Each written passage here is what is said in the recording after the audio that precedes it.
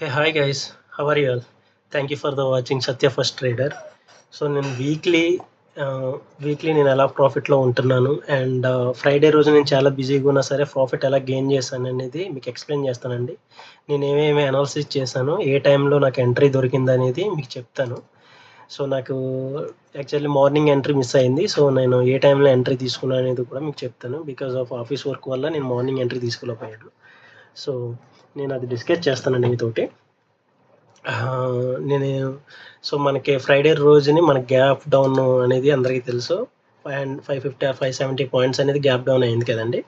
So అయిన వెంటనే నేను వెయిట్ చేశానండి. నేను వెయిట్ చేశాను. ఎప్పుడైనా సరే ఎవరైనా కొత్తోళ్ళు చూస్తున్నారు కదండి. కొత్తోళ్ళైనా మార్కెట్లో ఉన్నవాళ్ళైనా సరే 9:15 to 9:20 వరకు ఎటువంటి ట్రేడ్ చేయకూడదు. ఎందుకు చేయకూడదు అంటే 9:15 to 9:20 అనేది హై వాలటిలిటీ ఉంటుంది. సో మూమెంటింగ్ ఫాస్ట్గా ఉంటుంది. సో అప్ సైడ్ అయినా వెళ్ళొచ్చు, లేకపోతే డౌన్ సైడ్ అయినా రావచ్చు. మూమెంటింగ్ చాలా ఫాస్ట్గా ఉంటుందండి. సో ఆ టైంలో అనేది మార్కెట్లో ఎవరు ఎంటర్ అవ్వరు. జస్ట్ అబ్జర్వ్ చేస్తారు అంతే. 9:15 to 9:20 వరకు జస్ట్ అబ్జర్వ్ చేస్తారు. సో మేము ఫాలో అయ్యేది కూడా అదేనండి. 2 ఇయర్స్ నుంచి కూడా నేను అదే ఫాలో అవుతాను. 9:15 to 9:20 వరకు ఎటువంటి ట్రేడ్ చేయకూడదు. ఎందుకంటే వాలటైల్ అనేది చాలా హైలో ఉంటుంది. సో క్యాపిటల్ కోల్పోతాం. ఆ స్టేజ్లో మనం కానీ సెల్ కానీ బై సైడర్ కానీ మనం ఉంటే సో మన క్యాపిటల్ అనేది లాస్ అయిపోతాం. సో ట్రేడింగ్కి మెయిన్గా ఉండవలసింది ఏంటంటే క్యాపిటల్. మన క్యాపిటల్ని చాలా అంటే చాలా భద్రంగా చూసుకోవాలి. సో మనం ఎప్పుడైతే క్యాపిటల్ని కోల్పోతున్నామో మన సెల్ఫ్ కాన్ఫిడెన్స్ కూడా కోల్పోతామండి. సో ఇది మీరు గుర్తుపెట్టుకోవాలి. మన క్యాపిటల్ని ఎప్పుడైనా సరే కోల్పోకూడదు. స్టాక్ మార్కెట్లో నువ్వు 10,000 పెడితే నువ్వు ₹1000తోటి 2,000 రిస్క్ మేనేజ్మెంట్ అనేది ఉంటుందండి. సో రిస్క్ మేనేజ్మెంట్ నేను చేయలేను. రిస్క్ మేనేజ్మెంట్ నేను చేయలేను. సో నేను ₹10 పెడితే నేను రూపాయికి ఎగ్జిట్ అయిపోతానంటే పెట్టుకోండి. సో ఫర్ ఎగ్జాంపుల్ ఇక్కడ చూడండి 643 కాడే ఎంటర్ అయ్యారు. నేను 62 కాడే ఎంటర్ అయిపోతాను అనుకుంటే నేను ఎగ్జిట్ రూపాయి కూడా నేను రూపాయితోటి నేను లాస్ వచ్చినా పర్లేదు ఎగ్జిట్ అయిపోతాను అంటే. కానీ ఇక్కడ ఎలా ఎగ్జిట్ అయ్యారంటే మీకు ఈజీగా స్టాప్ లాస్లు ఇటు కొట్టేస్తాయండి. సో మీరు అది గమనించుకోవాలి. సో ఇది అందరికీ తెలుసు. నేను ఏం చెప్తున్నానంటే 9:15 to 9:20 వరకు ఎటువంటి ట్రేడ్ తీసుకోకండి. సో వాలటైల్ ఎక్కువ ఉండటం వల్ల మన క్యాపిటల్ లూజ్ అయిపోతాం. ఇది నేను చెప్పాలనుకున్నది. ఓకే అండి. నేను 9:20కి ఏం చేశాను అనుకోండి, ఈ క్యాండిల్ పడిపోయింది. ఈ క్యాండిల్ పడిన తర్వాత ఈ బుల్లిష్ క్యాండిల్ లోని నేను సపోర్ట్ లెవెల్గా తీసుకున్నానండి. ఈ బుల్లిష్ క్యాండిల్ విక్ highest resistance, day highest resistance కింద నేను తీసుకున్నానండి. ఇక్కడ చూడండి. సో ఈ క్యాండిల్ లో అండ్ హైని మార్కెట్ ఈ మధ్యనే ఉంటుంది అనుకోండి నేను గెస్ చేశానండి. సో ఫ్రైడే రోజు నేను ఈ మార్కెట్ దీనికి గెస్ చేశాను. సో ఈ వీక్ బ్రేక్అవుట్ అయి దాడితే నేను కాల్ సైడ్ ప్లాన్ చేద్దామని అనుకుని నేను డ్రా చేసి వెళ్ళిపోయానండి. సో నేను ఆల్మోస్ట్ 10 o'clockకి నేను అబ్జర్వ్ చేసి వెళ్ళిపోయాను. సో ఈ క్యాండిల్ సస్టైన్ అవ్వలేదండి. ఇక్కడ చూడండి, ఈ క్యాండిల్ ఇలా ఇక్కడ వరకు కొంచెం పాజిటివ్ మూమెంట్ అయ్యి మళ్ళీ బ్రేక్అవుట్ అయిపోయింది. మళ్ళీ బ్రేక్అవుట్ అంటే ఇక్కడ బేరిష్ క్యాండిల్ పడిపోయింది. ఇక్కడ గమనిస్తే ఇక్కడ బేరిష్ క్యాండిల్ ఇలా పడిపోయిందండి. సో ఇలా బేరిష్ క్యాండిల్ పడిపోయింది. నేను ఏమనుకున్నానంటే ఈ బేరిష్ క్యాండిల్ ఫుల్ ఫాల్ అయితే ఇక్కడ ఈ డే లోని టచ్ అయితే ఈ డే లోని నేను పిఈగా ప్లాన్ చేద్దాం అనుకున్నాను. పిఈ సైడ్గా ప్లాన్ చేస్తాను. పిఈ సైడ్ ప్లాన్ చేద్దామని అనుకున్నానండి. కానీ మార్కెట్ అనేది అంత ఫాలో అవ్వలేదు. So market ఫాలేదు. సో నేను ఈ టైంలో లేనండి. ఈ టైంలో మంచి ఎంట్రీ తీసుకుందాను. ఇక్కడ ఏ క్యాండిల్ పడ్డదండి? డోజీ క్యాండిల్ పడ్డది. డోజీ క్యాండిల్కి విక్ ఎక్కువ ఉంటుందండి. విక్ ఎక్కువ ఉంటుంది, బాడీ తక్కువ ఉంటుంది. ఇక్కడ ఏం జరుగుతుంది అనుకుంటున్నారు? ఇలా కారణం దేనికి వల్ల వచ్చింది అనుకుంటున్నారు?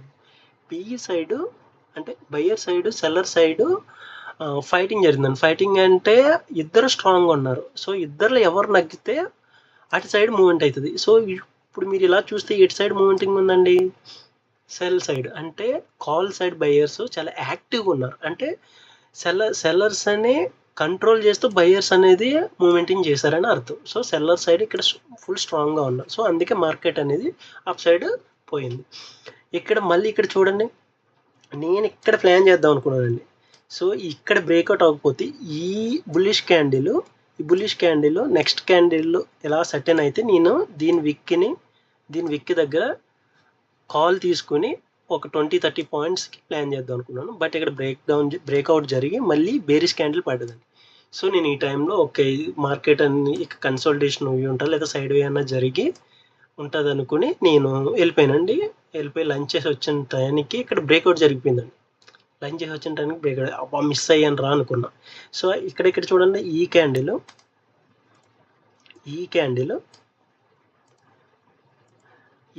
చూడండి 2 doji candles.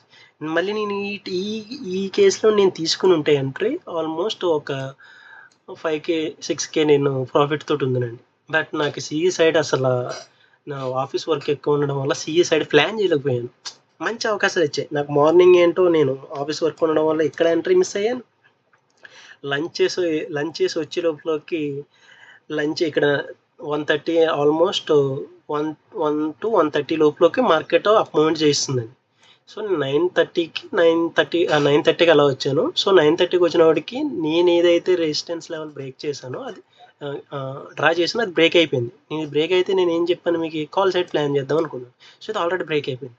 So already break అయిపోయిన తర్వాత మళ్ళీ ఎంట్రీ తీసుకుంటే మళ్ళీ ఫాలో అవుతుంది అనుకుని నేను ఏం చేశానని వెయిట్ చేశాను. సో ఈ క్యాండిల్ బ్రేక్ అవుతుందా లేదా సస్టైన్ అయ్యేలా ముందుకు వెళ్తుందా అని. సో ఇక్కడ బ్రేక్ అయింది. సో ఈ బ్రేక్ అయితే నేను ఇక్కడ ప్లాన్ చేశానండి.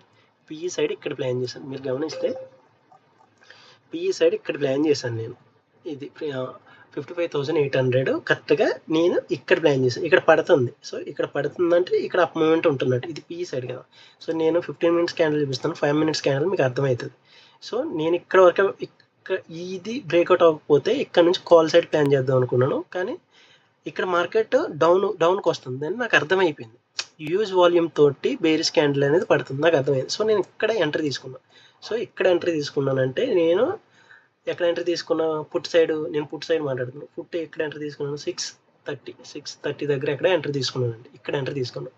నేను టార్గెట్ 800 పెట్టాను, బట్ 807కి వెళ్ళింది. సో నేను ఆల్మోస్ట్ 170 పాయింట్స్ అనేది. సో నేను ఎంట్రీ తీసుకున్న తర్వాత మార్కెట్ ఇలా ఫాలో అయ్యింది. సో ఫాలో అయ్యి నేను ఈ కేసులో స్టాప్ లాస్ పెట్టాను. ఇక్కడ సెల్ సైడ్ పెట్టాను, 800 పెట్టాను. జస్ట్ 800 పెట్టాను. 807కి వచ్చి మళ్ళీ మార్కెట్ పాజిటివ్ సైడ్ వెళ్ళింది. ఇక్కడ చూడండి నేను ఇది 807, నేను 800కి పెట్టాను. 800 ఎక్కడ వస్తుంది, ఇక్కడ పెట్టాను, 800కి పెట్టాను. సో 800కి నా టార్గెట్ దగ్గర అయిపోయింది. తర్వాత ఏమైంది, మార్కెట్ పాజిటివ్ సైడ్ వెళ్ళింది. సో పుట్ సైడ్ ఏమవుతుంది, మళ్ళీ డౌన్ అయిపోతుంది. సో నేను పెట్టింది మళ్ళీ 0 అయిపోతుంది. బట్ నా అదృష్టం ఏంటంటే నేను 800కి సెల్ ప్రైస్ పెట్టేసి నేను వెళ్ళిపోయాను. సో నేను ఆల్మోస్ట్ ప్రాఫిట్లో ఉన్నాను ఆ రోజు. This is the Friday analysis. So మీరు ఈచ్ క్యాండిల్స్ మీరు చెక్ చేయండి. సో మంచి ప్రాఫిట్. నేను మిస్ అయిపోయానండి, 2 times నేను మిస్ అయ్యాను. సో మార్నింగ్ 10:30 to నేను ఆ టైంలో మిస్ అయ్యాను. 1 కలా మిస్ అయ్యాను. ఇదిగోండి ఈ క్యాండిల్ ఇది 1 కలా మిస్ అయ్యాను. ఇక్కడ 10:30 to 11 కలా మిస్ అయ్యాను. బట్ నేను పిఈ సైడ్ నాకు మంచి ఆపర్చునిటీ దొరికింది. సో నేను పిఈ సైడ్ అనేది ప్లాన్ చేశాను. నేను పిఈ సైడ్ 170 పాయింట్స్ అంటే నాట్ ఏ బిగ్ అండి, చాలా చాలా ఎక్కువ. 170 రోజుకి 30-40 పాయింట్సే ఎక్కువ. సో అలాంటిది 170 పాయింట్స్ నేను గెయిన్ చేశాను. సో గుడ్ ప్రాఫిట్ తోటి క్లోజ్ చేశాను వీక్. సో ఎవ్రీ వీక్ నేను ప్రతిరోజు నాకు బిగ్ అమౌంట్ ఏం రాదండి, just 10K 1K 2K 3K. So some times ఇలా 170-200 పాయింట్స్ ఉన్నప్పుడు ఉంటుంది. సో లాస్ కూడా అలాగే ఉంటాయండి. సో లాస్ వచ్చిన ప్రాఫిట్ వచ్చినా నేను వీడియోస్ చేస్తూనే ఉంటాను. సో మీకు అర్థమైంది అనుకుంటున్నాను. Thank you for the watching Satya traders, and please like and subscribe my channel. Thank you.